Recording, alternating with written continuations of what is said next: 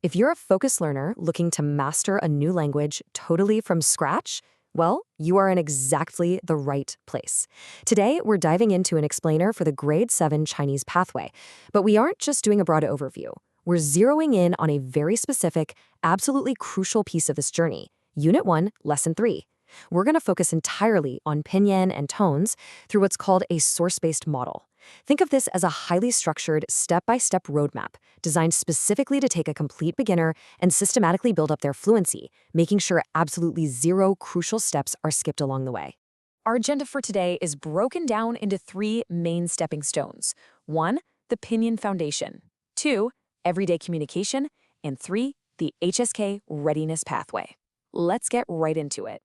Before we get into the actual mechanics of our pinyin lesson, we really need to address the core challenge of this entire curriculum. And that is, how can a learner build toward proficiency exams without skipping foundational skills? Honestly, this is a massive pitfall for so many language learners.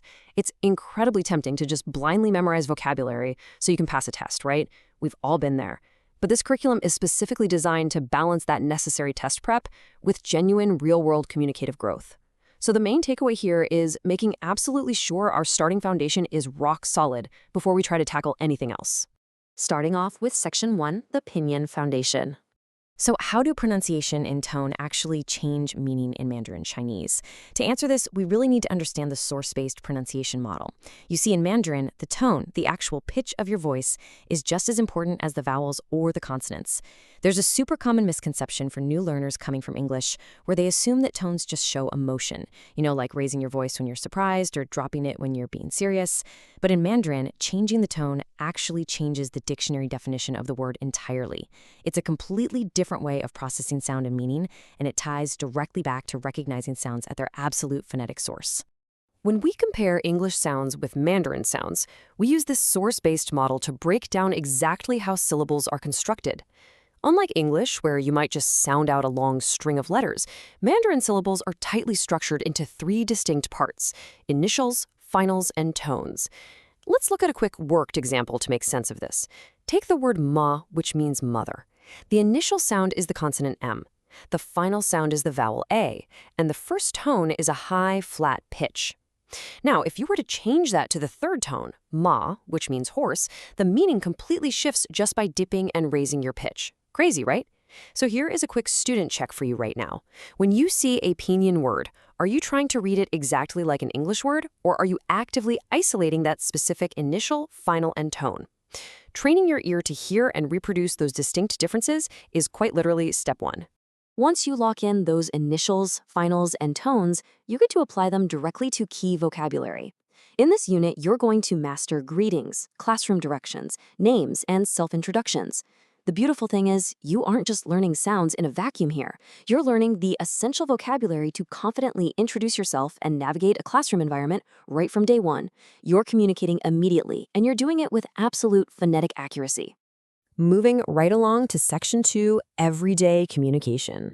The big question we're asking now is, how can a beginning learner handle everyday communication needs? We're moving from simply introducing ourselves to actually interacting with the environment around us. This phase is basically the direct payoff for putting in the hard work to master those pinyin initials and finals. Once your pronunciation is locked in, this is where the language becomes incredibly real, useful, and honestly, super rewarding. You get to immediately apply your pronunciation to practical, real-world themes: family, school, numbers, dates, daily routines, and food. These are highly relatable, everyday vocabulary topics that you'll use in actual context. The whole goal is giving you the tools to participate in common interpersonal exchanges.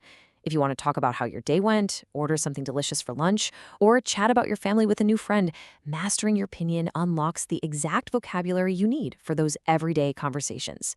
Notice how your communicative skills build up systematically here. Phase 1 is asking and answering simple questions.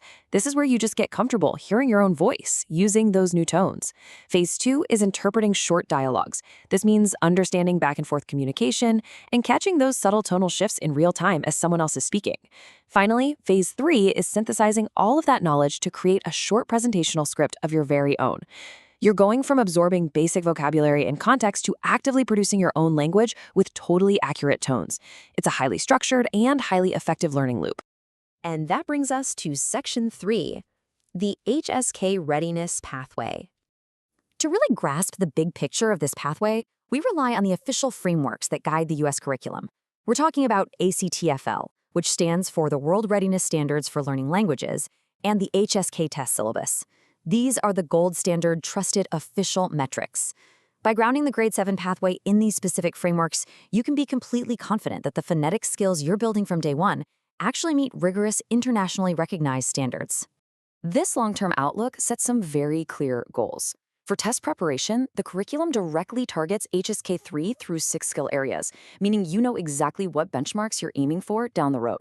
For study planning, it utilizes specific vocabulary and grammar syllabus categories to keep you completely on track, week by week. And for goal setting, it emphasizes establishing realistic Grade 7 entry expectations. What this means is you aren't just blindly studying. You have a meticulously planned syllabus categorized specifically to guide you through those advanced HSK levels over time. And it is all built entirely on that initial pinyin mastery we talked about. So what are the final student outcomes for this long-term outlook? By the end, you'll be able to describe those HSK skill areas, set realistic proficiency goals, and use those vocabulary themes for your own study planning.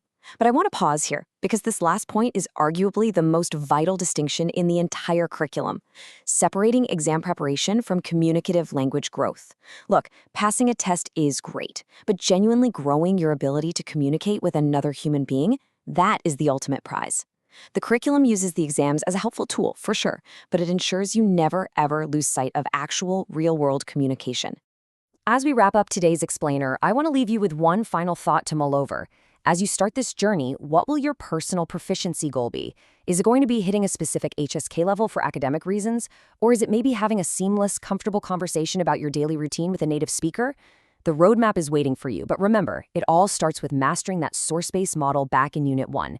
Trust the structure, master your pinyin initials, finals, and tones, and start building your proficiency today.